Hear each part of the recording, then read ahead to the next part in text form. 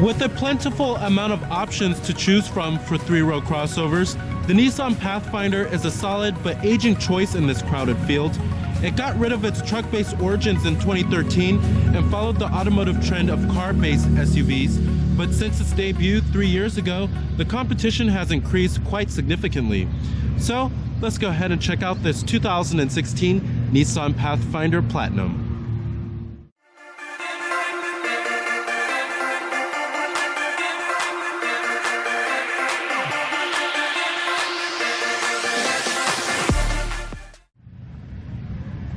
Now, as far as styling goes on the Pathfinder, it's an okay looking crossover, but its age is really starting to show due to the fact that you don't have any modern styling touches such as LED daytime running lights or even projector headlights. You have these big old bulky halogen headlights here. But on the Platinum model, we do get these pretty good looking 20-inch machined aluminum wheels. They do look pretty good in my opinion.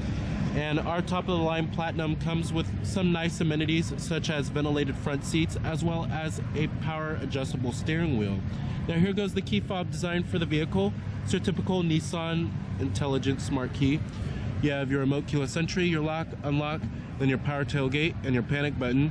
And then you have your remote engine start right here as well. Now this color of the Pathfinder is known as the pearl white. Pretty good looking color here. And you do have smart key access on the driver's door and the front passenger door.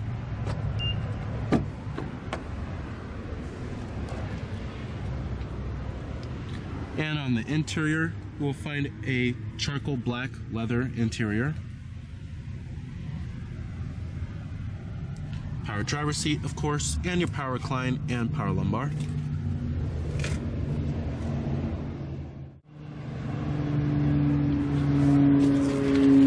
Alright, now stepping on inside of the Pathfinder here, the ease of ingress and egress is pretty good, and the step-in height is fairly low. The cabin design is fairly premium and very luxurious, with an Infiniti-like level of quality inside of here. But it's a fairly opulent cabin design. Now you do have push-button ignition, of course. Just put your foot on the brake and hit the button to start. That's a standard equipment across all Pathfinders. And what you're hearing there is a 3.5 liter V6. Full leather wrapped steering wheel. Now coming to your transmission, we have your only gearbox. It's a CVT automatic with lower gear selection. When you put the vehicle into reverse, this will tilt down the mirrors and it displays your 360-degree view rear view camera. We also do have a top-down view, and then it shows views from the side mirrors as well. And then you have your normal view right there. And then we also do have rear parking sensors and guidance lines with the trajectory. And then you also do have rear cross traffic alert as well. And I'm gonna go ahead and turn on the lights. And the hazards. Driver's window and the front passenger window are fully automatic in the Pathfinder. Let's go ahead and pop up the hood, check out the engine bay. Now the reason why Nissan switched the Pathfinder from its truck-based roots to a car-based platform is because they wanted to make the vehicle much more fuel efficient as well as much more comfortable riding as well. Like I said, you have 20-inch aluminum alloy wheels.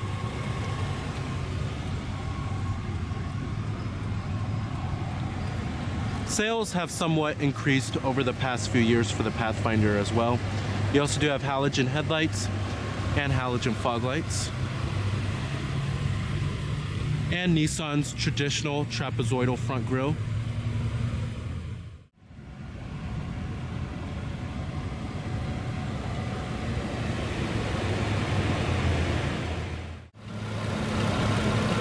Now powering the Pathfinder is your only engine choice, It's your 3.5-liter V6 that produces 260 horsepower at 6,400 RPM and 240 pound-feet of torque at 4,400 RPM, with EPA numbers being a very respectable 20 in the city and 27 on the highway. But we do have the front-wheel drive model here. Now, one reason why the Pathfinder earns such high fuel economy numbers is because of that CVT automatic transmission. It's not like a traditional kind of automatic. Now, trims of the Pathfinder start at the base S trim, which starts at $29,830. The SV starts at $33,150. The SL starts at $36,410, and then the top of the line Platinum starts at $41,610. As far as competitors go for the Pathfinder, you have the mid-size 3-row crossovers.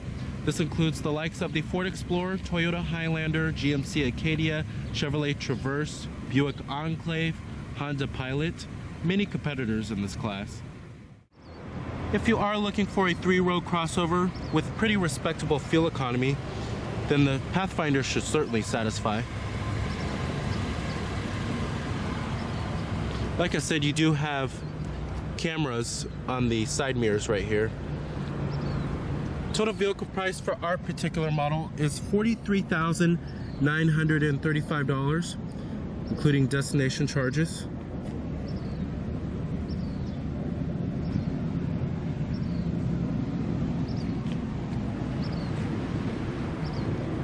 On the top right here, you also have roof rails and crossbars.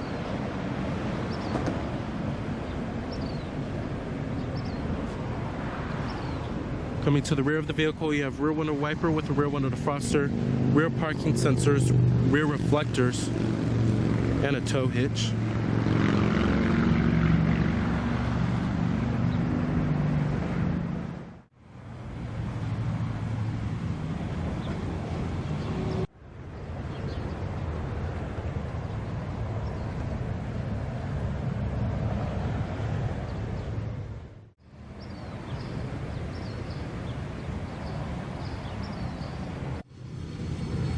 All of your basic power necessities, of course. You have your power windows, power door locks, and your power mirrors, chrome interior door handles, nice leather padding on the armrests, and nice stitching as well. Interior quality is decent. Inside of the Pathfinder here, you have nice soft touch materials on the upper door panel and the armrests, as well as the mid door panel as well. Build quality is also excellent. No panel gaps inside of here. The interior trim and pieces don't creak either. Overall, like I said earlier in the video, this interior has almost an Infiniti-like level of quality. It's a pretty nice interior inside of here.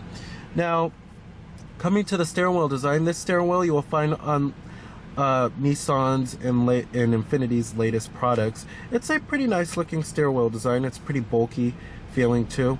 Over here we have your steering wheel mounted audio controls, as well as your voice recognition and your Bluetooth phone controls. These controls right here control your little information center, which I will get to in just a minute. Over here we do have your cruise control. Now, there's no high-end safety technologies that are available on the Pathfinder besides blind spot detection.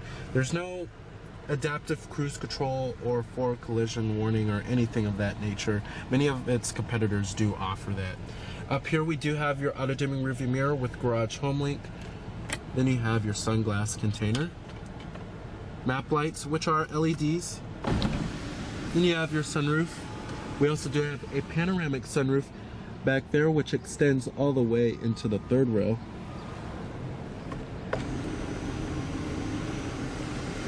But this button right here just operates your sunroof, and then this operates your shade for the sunroof in the back. Then you also do have a manual sliding shade up front. The seating comfort is superb in the Pathfinder here. The seats are so comfortable. They're just great for longer trips. They're very plush, and the side bolstering on them are decent as well. Thigh support is excellent. One of the most comfortable seats in the class for sure. Down here we do have a little storage compartment, two power outlets that are 12 volts. And then you have your dual cup holders, heated and ventilated front seats for the driver and the passenger. Then you have your center console lid, nice and soft touch and nice and stitched. And then down there you have your USB charging port, another 12-volt power outlet, and your video jacks. Decent amount of center console storage, however. Coming to these buttons over here, we have your traction control off button, and then your heated steering wheel, and then your power tailgate, and then you could turn that on or off if you would like. And then you have your blind spot detection, and then your tow mode, as well as the on and off button for your main power outlet. And the steering wheel in the Pathfinder also does tilt and telescope, and it is powered with a pretty good range of adjustment, I have to say. Coming to the gauges and the instrument cluster, has a pretty traditional kind of setup with the information in the center, and then you have your tachometer on the left as well as your coolant temperature, and on the right you have your fuel gauge as well as your speedometer.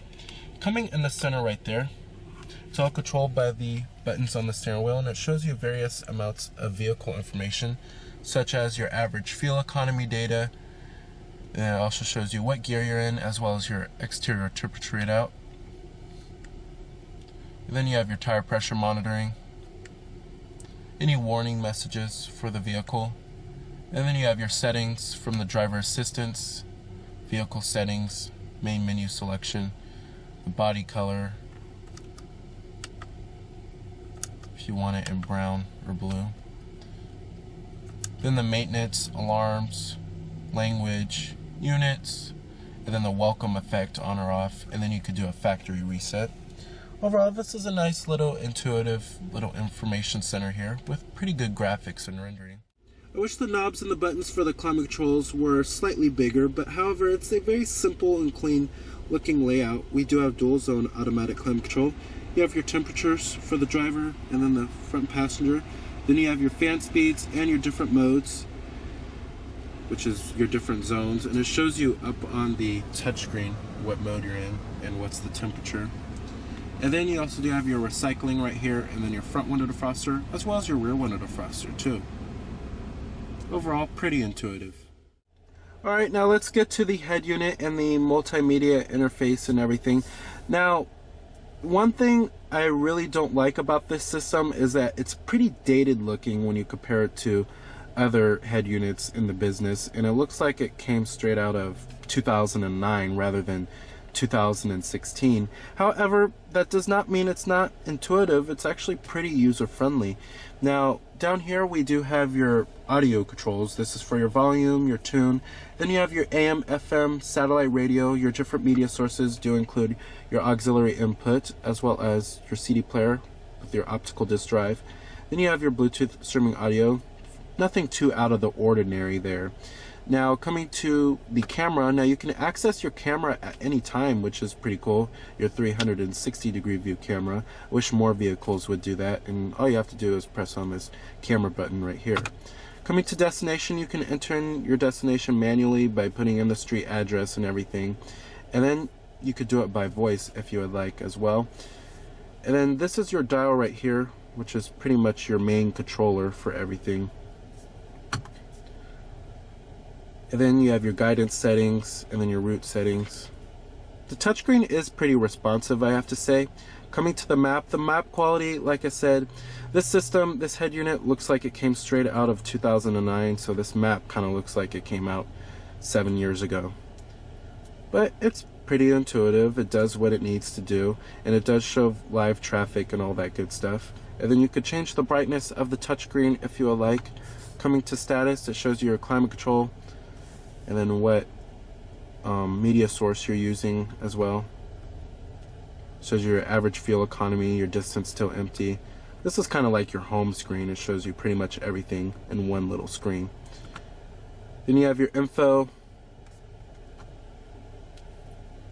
which you have your fuel economy maintenance. You can do where am I, and then your traffic info, weather info, map update, and shows you your navigation version too. Let's go to fuel economy. As you can see, it shows you your distance till empty, and then a little bar graph too, and then it shows you your average fuel economy. Coming to settings right here, you have many different settings that you could change on the system, such as the navigation settings, audio, volume and beeps, display, clock, others. Let's go to others. This is your language and units, voice recognition, image viewer. I do love how they have a little back button that's pretty convenient. Overall, it's a nice little system that's very intuitive and it's very responsive. I just wish the head unit was more updated looking. It looks pretty dated in my opinion.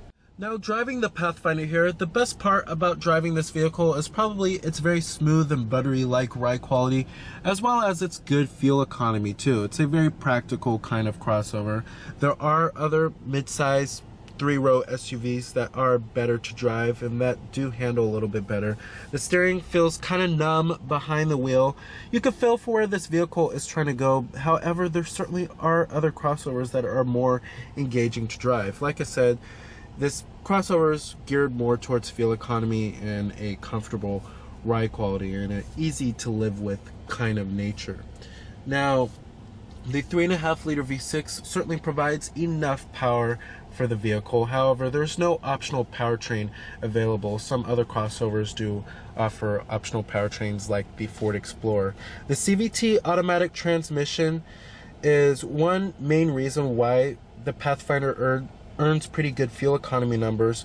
However, it's not the most refined transmission out there. It hesitates to shift at times, and it has abrupt shifts at times as well. And it's not really all that smooth shifting, I have to say. However, like I said, if you're looking for a very comfortable ride quality and decent fuel economy, then the Pathfinder should certainly satisfy. Alright, and let's go ahead and shut it down. Let's go ahead and check out the rest of the vehicle. Build quality and materials do follow through in the rear. Still have nice stitching and a nice softly padded armrest, and it's soft to the touch on the mid-door panel, and you have chrome interior door handles. Now, sitting back here in the second row of the Pathfinder, it's a very pleasant experience. You have very comfortable seats and they're very plush, just like the front seats. And I have plenty of legroom back here as well as plenty of headroom. And when the panoramic sunroof is open, it certainly gives it a much more open, airy feeling inside of here. And then you also do have automatic climate control back here, which is nice. And then you have your 120 volt power outlet, as well as heated rear seats. Nice amenities back here. And a rear seat entertainment system is also optional back here. You have a rear center armrest with cup holders too. Very comfortable. And these seats do slide forward and aft for a more comfortable experience, which is nice. Alright. Now, one thing I really do love about the Pathfinder is its Easy Flex seating system. Now, all you have to do is push up on this button right here, and then push the seat forward, and then you hop right in to the third row. It's pretty easy, very easy mechanism to do. And then these seats back here do recline, of course. And you can fold the seats all the way down to maximize cargo space. Alright, now if you're looking for a roomy third row, certainly go with the GMC Acadia, Chevrolet Traverse, or the Buick Enclave. It's very cramped back here in the third row. And this is actually a pretty large mid-size crossover. But you do have cup holders back here, and the seats back here are also even plush too. And then you have rear adjustable headrests back here. All right. Power tailgate.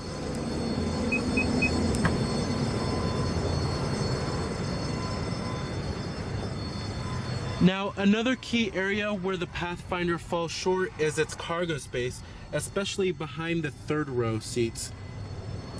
Now, you do have a 12 volt power outlet back here, and the rear seats do fold down to maximize cargo space a little bit better.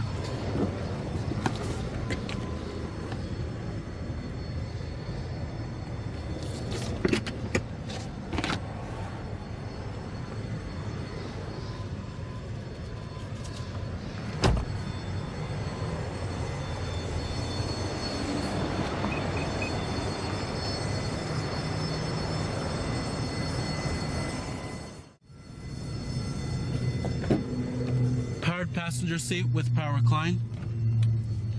You have your glove box compartment, nice and damp.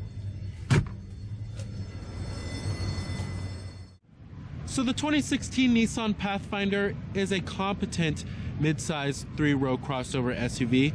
With its decent fuel economy, its comfortable ride quality, and its high-end looking interior. However, where the Nissan Pathfinder falls short is certainly in its styling, as well as its lack of high-end safety technologies and its modest cargo space. So remember that this is Cameron Birch from Cameron's Car Reviews.